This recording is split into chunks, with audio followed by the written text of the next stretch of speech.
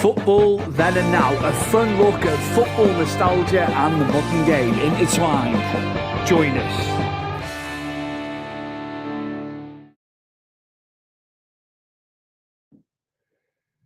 This is episode 5 of Football Then and Now. It is a latest football roundup. We're looking at some of the latest stories, some of the stuff that's been going on this week, been going on for several weeks. And I've got my co-host and cousin with me, as always, for episode 5. It's Chris Hume. And yeah, just looking at the weekend, we've got a huge match. We touched upon the top 3 and their chances of getting the Premier League title. But a huge game on Sunday at 3:45. Our time UK. It's obviously Man City and Liverpool, Chris. Your thoughts going into that game? Obviously, we saw Salah for a bit last night. He did bring him on late on, I think, just to get him, so we had a bit of a run out. I was surprised by it, though, as well. But yeah, your thoughts, mate, because obviously we've spoke about title challenges, but who do you think will come out on top? Well, when we spoke about this last week on the pod, I said that, I think Liverpool probably would come out on top, even though I think it'd be a tight game. My thoughts to going towards that is every time we get City and Liverpool at Anfield, it's either a draw, isn't it, or Liverpool demolish City. And we've seen that time and time again, the Mane and the Salah, when they rip them apart. The last couple of seasons, Liverpool have either, pinched it. I don't think City travel to Anfield very well, do they? Minus, as we said on the pod again, about that COVID season when City went there and won, and obviously we went there and won as well, didn't we? But that was a really weird home sort of season for Liverpool, wasn't it? Because they were just struggling, which you don't put them and struggling at Anfield together, do you? They'd normally go on a massive run, then no one ever wins there. But I think City are going to struggle because I think Liverpool will just, they've just got it together at the moment, and and the knack for late goals. I said this about Forest when we spoke about those 5 games, Stuart, and I said to you, last minute goal, and what was it? There was a Nunez last minute goal. You weren't wrong. You predicted better than Shale with MMA and boxing. Oh, Shale can't predict anything. But this is going to be a tight game. If City could get a draw, this would be perfect for City because it's a hard game at Anfield, and I think, as you say, that Salah's back, and I think they're getting a few more back as well, aren't they? They can't afford to lose because I think, once Liverpool can get a bit of a track between them and City, it's going to be hard for City to knock them off their perch. But I just think that City and Liverpool, when it's at Anfield, it always goes one way. And I'm going to stick to what I said last week, and I think Liverpool are going to pinch it, but not necessarily win the league. I think. There's long way to go. There's long way to go. City can get back somehow, but I don't know. This is what the fun is with the Premier League. Well, when you're looking at the title race, not the relegation. They'll have 10 games to go, which is massive. It's a huge. It's just over a quarter of the season when you look at it like that. So there's so many twists and turns in that league, But yeah, watching Liverpool last night in Prague. I know obviously it's not City. Nunez from outside the box for 2 of them. Is he going to get chances like that against City? Probably not. I've got it quite tight. I think it'll be like 2-1 Liverpool. I've got it. They're very tight. They're very tight games in the main, aren't they? But they do have a stronghold. Reiterating what you said, at Anfield, when they come there, they're so strong. They're up for it. Not many teams can mix it up with City, can they? In that way, and Liverpool can go toe to toe with them, can't they? In terms of tactically and all that. There's not many teams that can say they do that against City. They'll have a bloody good go, won't they? Yeah, man, I'm speaking to my friend Ryan, and he's a Liverpool fan, and he always says to me, and it's a case of, these teams, like you and everyone else, just need to go at Liverpool. City just need to have a go at them, and I'm like, lose 5. Not everyone has the team like you have a go at a team like City. The lad's allowed his opinion, of course. Yeah, of course. That would be footballing suicide because that's. Yes, I agree. I know we sat back a lot in that game of the week, but it could have been 5-6-0. If we tried going toe to toe with them, and I know, we just haven't got it, and that's just where we are as a club. That's where we are. But Liverpool, on the other hand, no, don't have that such problem. unbelievable. Like, and he can call on people when they've got the fit, the players fit. I know he's had quite a lot of injuries. Yeah. But I think it'll be dictated. Can Rodri dictate it in the middle, go into City, just giving a bit of a rub. Starts dictating it in the middle, then there's a situation, there's a scenario, isn't there? Because there's no one better in that role. But no, they're going to be not in the world. Not in the world. You've then got to have two. You've got to have two players on him at times, which leaves you short, though. Well, this is the thing, and you don't know who's back midfielder-wise for Liverpool. You know what I mean? You can't. I worry for them if they have, like, Harvey Elliott in the middle, and I don't know who else is playing in the middle at the moment, why the others are out, injured. But Man City have such a strong, centre mids that if you're not matching it perfectly against them, you're going to be in trouble. Mm-hmm. And I thought that's why Fabinho was really, really good for them in the middle before obviously he left, because he dictated for Liverpool, especially when they were playing City. Always seemed to turn up, didn't he? Strong lad, big, big stature, can mix it up, absolutely. There was a war of words between Trent Alexander-Arnold and Haaland. Haaland said, well, I've won this, I've won that. So that could be interesting tomorrow, couldn't it? When them two are going at one another, that was a story that was going around doing the rounds yesterday. But yeah, it's just one of them games, isn't it? As a neutral, it's excitement, and for all the negativity about the Premier League and what's been going on, it is one of the positive things. It's one of the big games, if not the biggest game, and it has been for how many years, Chris? That is the measuring stick. That's the yardstick with them two, isn't it? If you want to be a top 4, top 2 club winning things, then there's your yardstick at the moment, them two, isn't it? It's a bloody good long yardstick, to put out. I saw something, one of my other friends who's a Man City fan, Lewis Ball, I'll be calling him Ball, he'll go mad if I call him Lewis, but he sent me a picture, like, someone posted Mr. Somewhere on social, and he went, rivalries with Liverpool with a question mark, and it had, all the titles won in the last 6 years. And it was City, Liverpool, then City. Mm-hmm. And he said, why would we call this a rivalry? And I'm like, well, it still is a rivalry. Yes, City have won everything and still are winning everything. But for them to win the title, more than the last couple, they've been pushed right to the brink by Liverpool. So it still is a rivalry. Liverpool will still challenge them. They're still pushing. As we said before, Arsenal as well. And now this season and last season are starting to get on it. We had a comment about that on the YouTube channel, though. Right. When we put that clip up, yeah, we did. We gave Arsenal the rub. As much as we went for Liverpool and City to win it, we gave Arsenal the rub, didn't we, Chris? We said about Saka. You've said about Odegaard running in the middle. Rice. They are challengers, and they're knocking 5-6 goals in. The other sides aren't doing that, so they have got a chance. We gave Arsenal a rub. It's just when you start doing clips and stuff, this is what happens, isn't it? People see. Yeah, everyone's entitled to their opinion, and not everyone's going to agree what I would say. The only reason I didn't give Arsenal the final product of winning the Premier League is because they haven't got that striker. They haven't got a Haaland or a Nunez. Nunez won't score as many as Haaland, but he's got a nuisance up front. He's a nuisance up front. Nunez, for all the slating he got, if you look at his stats, he's finding his feet now. It was very unjust anyway, because he was scoring goals, he was assisting goals. I said this all along. You just need a bit of time. Very when even his stats when he was getting slated earlier on this season, he had goals and assists anyway. Yeah, okay. Sometimes he needs a lot of chances. They were gutted about missed chances. Well, you try to have Dalvin.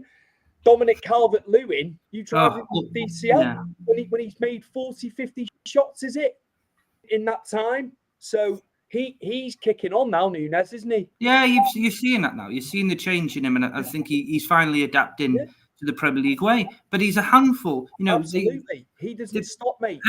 I think everyone seems to look at Haaland and go, right, every striker's got to be like him. You're not going to get strikers like Erling Haaland. It's just one of a kind, like a Cristiano Ronaldo, an R9, a Messi. You know what I mean? You're not going to get a player like that.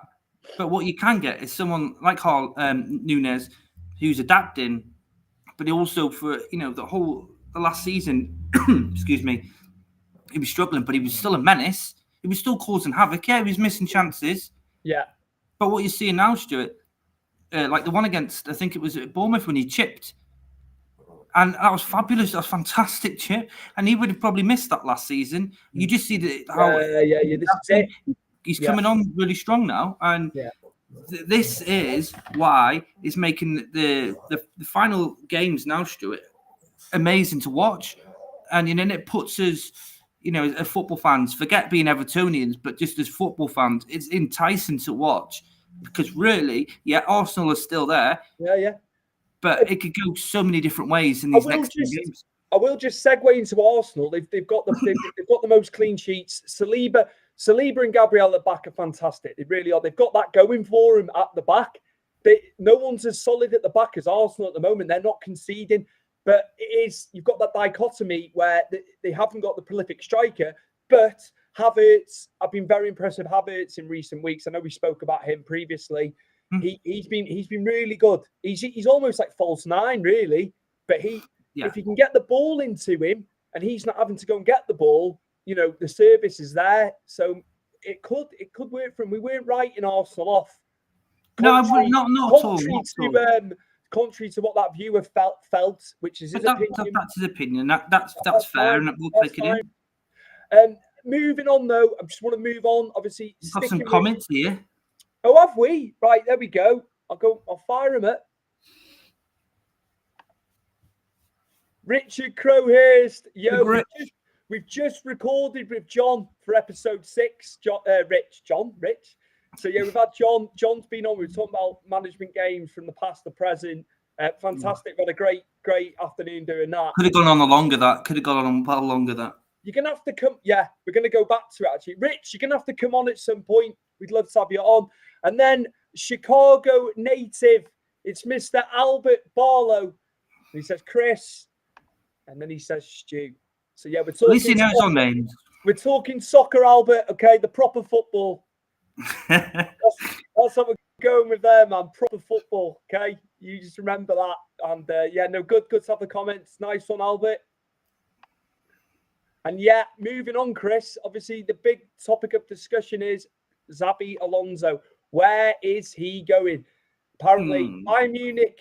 I heard earlier on in the week, Bayern Munich are putting all their eggs in the basket, and they're going to go for him.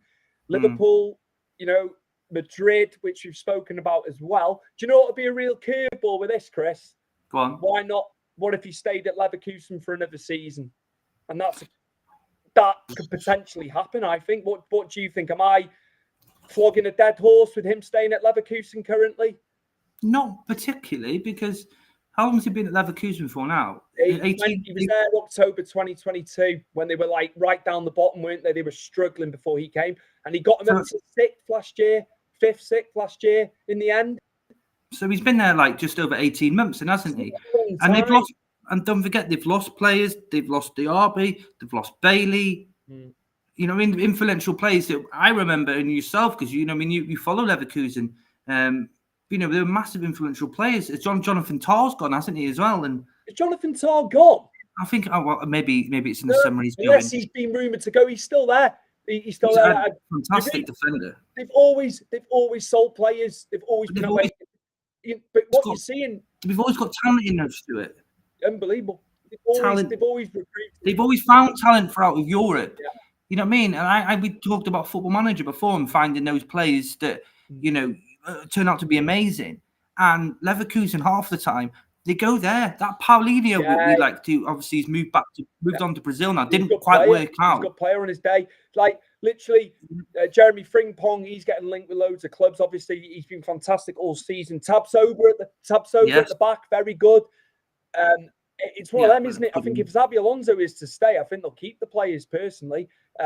You don't see as many players going to Munich and Dortmund. Like, a lot of these players are going on to the continent, aren't they? Like, you alluded to Bailey and Diaby, where normally they would stay in Germany. A lot of the time they would go. Yeah. They would go, and they were a feeder team for Bayern and for Dortmund, as we've seen.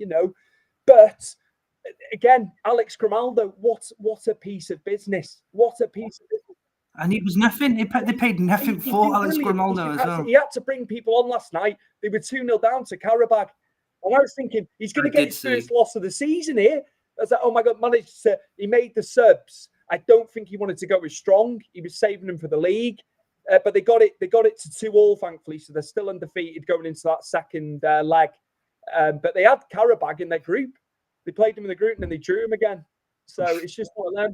Yeah, but they're a funny team, aren't they? I remember them knocking out Lyon. What do you think in your heart of hearts in terms of where he will end up? That's the question, isn't it? Going back to that now. I think if he was going to go for a brand and go for a team that's on the up and a team that's ready and a team that's got an amazing youth setup, then you go to Liverpool.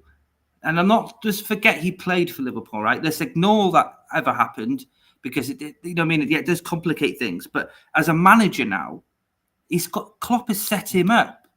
He's got, there's only a few places maybe that Liverpool really need to work on, maybe a CDM at some point, because obviously they missed out on Caicedo and Latvia. But there's only, there's not many things they need. Okay, they might lose Salah, but I'm sure that, they're already on top of the game of who they're going to replace him with. John said to me today that Michael Edwards is coming back in the summer as well. When he was fantastic as I think he was a director of football. Was he a performance analyst? But he's really good and high regarded in the UK, Michael Edwards. So if he's going to go there, he's going to have to change the formation because he plays a bit different, a bit more City-like, isn't he? How weird is this, right? Tuchel's leaving Bayern. They announced all this early. Surely you just would have got to the end of the season and done this, both him and Klopp. Surely that would have been the way to have gone with it. I don't understand it. They know they were going. Just you're with them now anyway. It could have a detrimental effect on the players. Psychology is a big thing. We always say about that. I just think they were too soon, Bayern and Liverpool, saying that they are going. I mean, Tuchel's going to be wanted by the top clubs. I just think he needs another go around. Yeah, but do you think?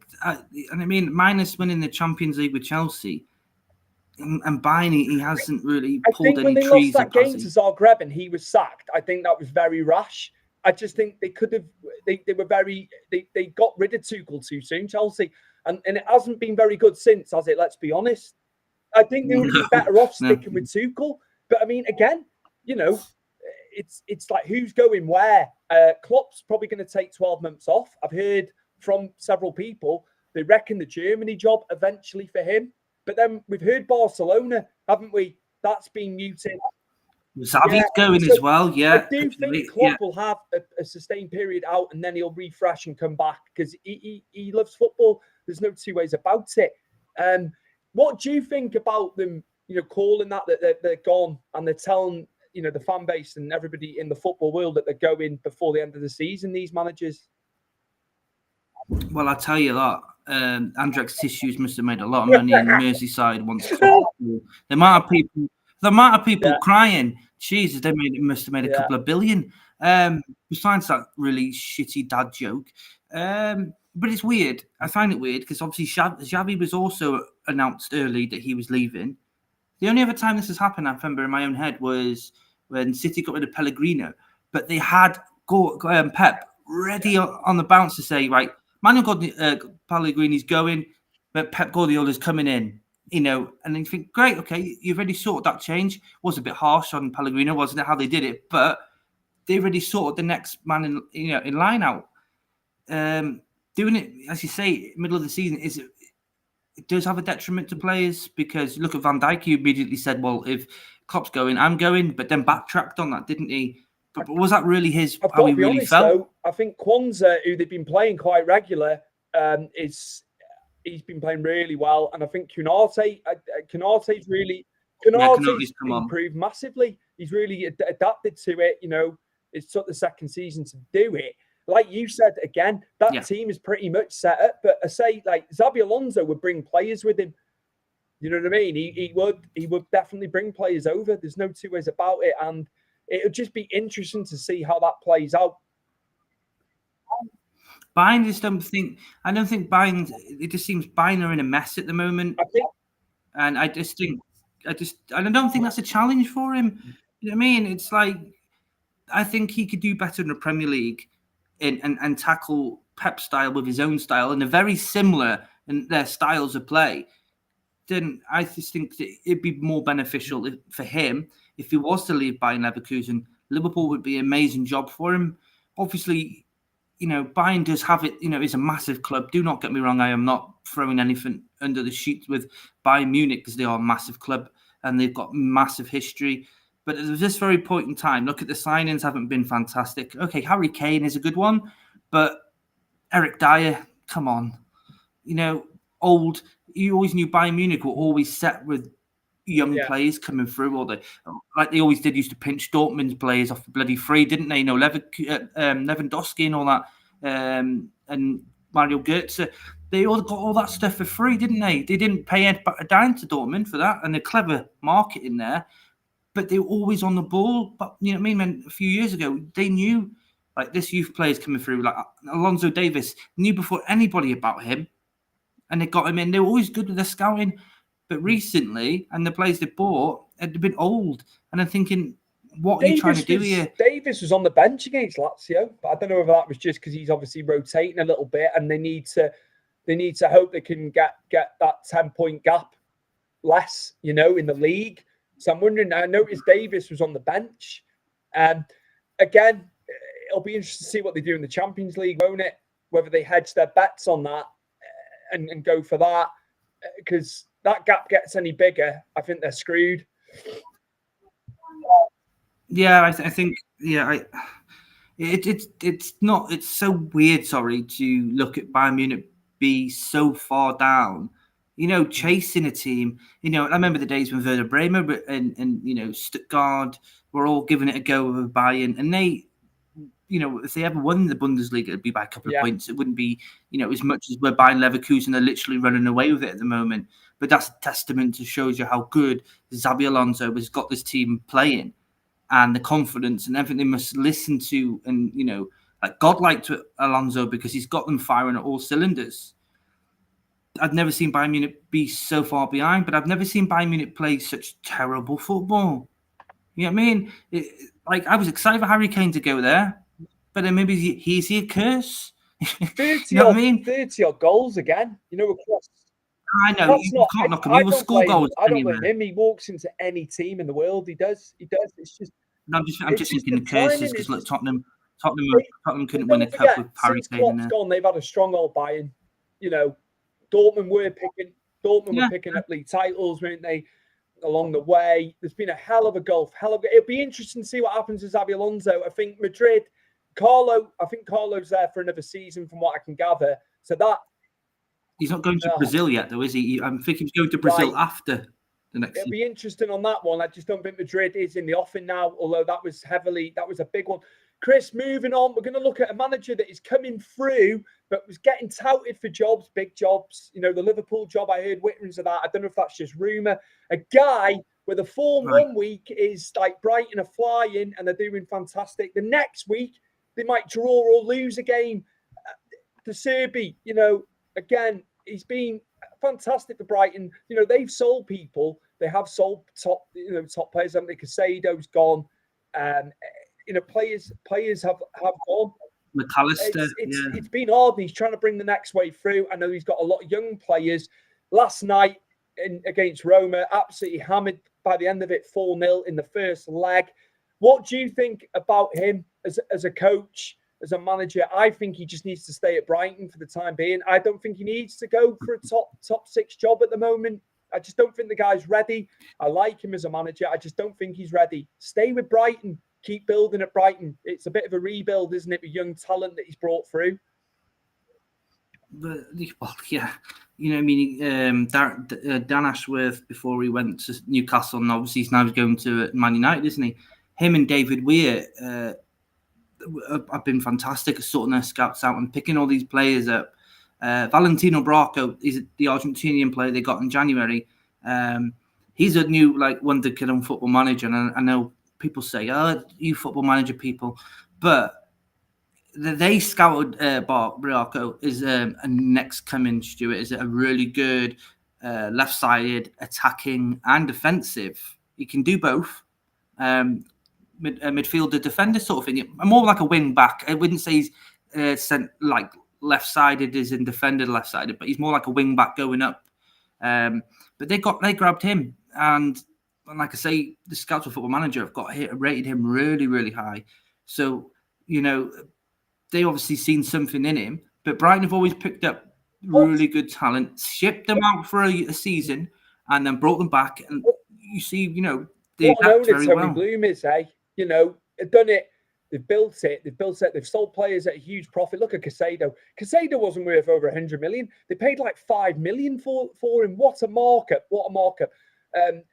Testament to him as an owner and what he's done. But they are cultivating young players. That Bonamente. People want to Ferguson's gone off the boil a little bit. He's still young. This time he can score goals. We've seen that. Adingra has been really good. I'm trying to think of other players. You got big Zuma at the back there. The old head, Brighton through, born in Brighton. There's a good mixture. It wasn't an easy task with McAllister going. He was so integral as well. But they've sold players for profit, but you can see what they're trying to do. They're buying very low.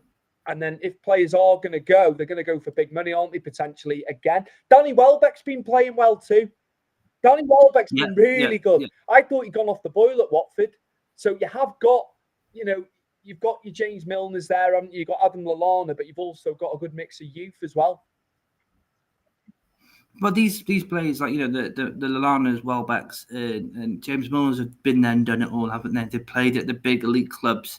So, all this knowledge that the youngsters coming through, Ansu Fati, who, Barcelona wonder kid on loan there. I haven't seen much game time of him recently. I don't know if he's been injured or he's gone off the boil himself.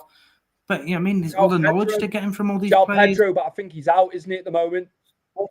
Scored loads of goals. Was it 19 goals? Was it 20 goals this season? Most have been pens, man. At Watford, and they took right. Yeah, I know. For 30+ million then before somebody else does. We've had money come in.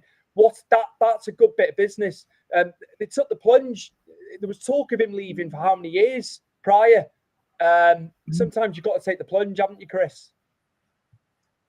Well, this is the problem, isn't it? I was telling you about Moises Caicedo for years before we went to Brighton, and we were linked with him. 5 million, it was nothing for his kind of player. And okay, he's not made his mark at Chelsea, but then who has made their mark at Chelsea this season? So, I would not knock him. I don't know if he's worth 100 odd million, but he is he's a class CDM, and he did make that midfield tick for Brighton last season, more so than ever, because he just adapted so well, so quickly, and at a young age. With Brighton, and you're saying going back to De Zerbi, I don't think he should go anywhere yet. Keep doing what you're doing.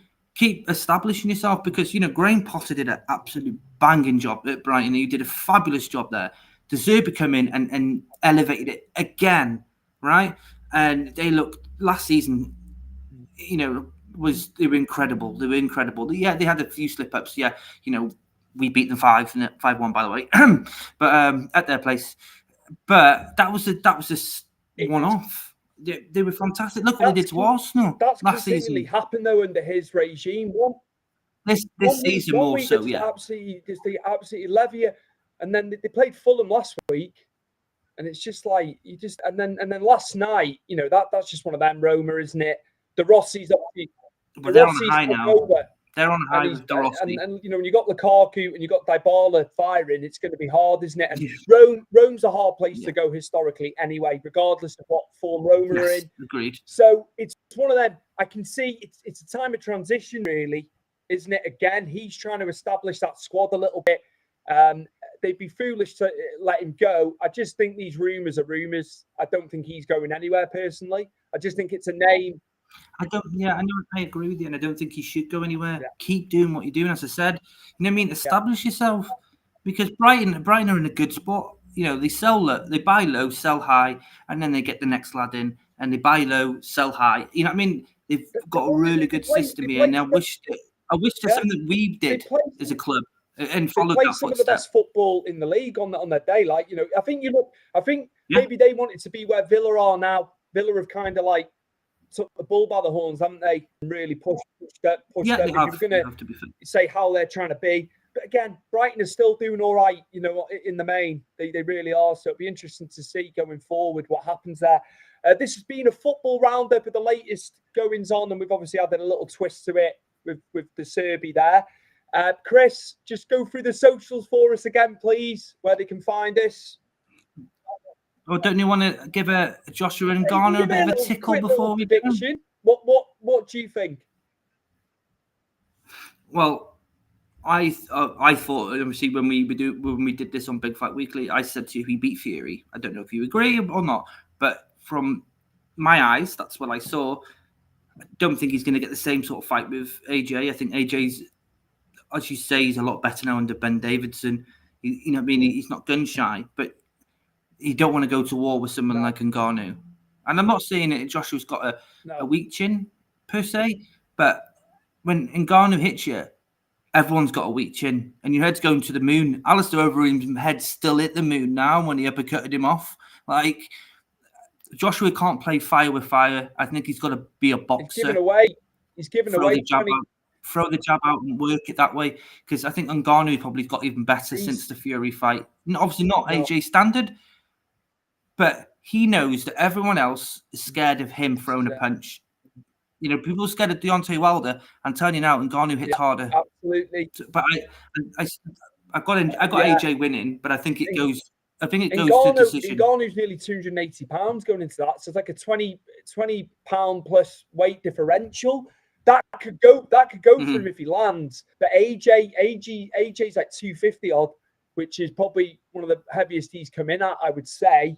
You know, but they've both got big frames, haven't they? They've both naturally got the frames to begin with. So that'll be interesting. Zhang and Joe Parker tonight as well. That'll be a big one because that'll have probably title implications going forward for the victor in that one. It just keeps rolling, doesn't it? These Saudi cards, Chris. And it's great to see Stuart because we are getting fights. Okay, Ngannou's just come in out the blue and there's a twist, isn't it? So well.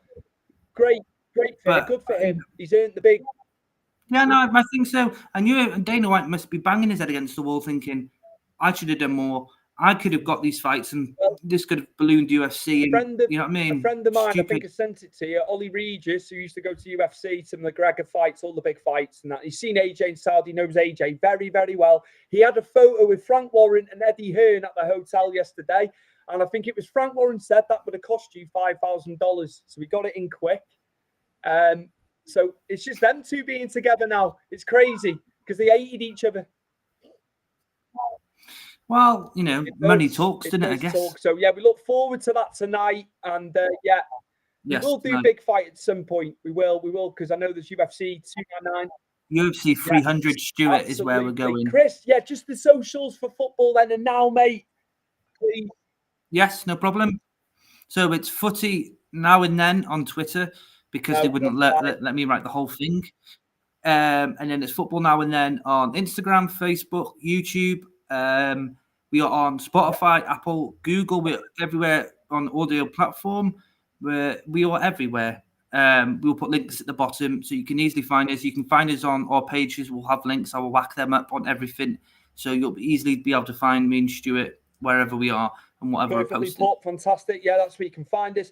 We will be back for episode 6 and we will have a special guest for that. And it's about football management games from the past and the present. That is coming up. We've recorded that, pre-taped it with a special guest, a big fan of those games. We will actually probably do another episode because there's a myriad. There's a myriad of football management games. But yeah, this has been a latest football roundup. We'll probably do these from time to time because we do like current news and keeping it current as well as old school. And we will see you very, very soon for episode 6 of Football Then and Now. Thank you, Chris. Take care, guys. See you later.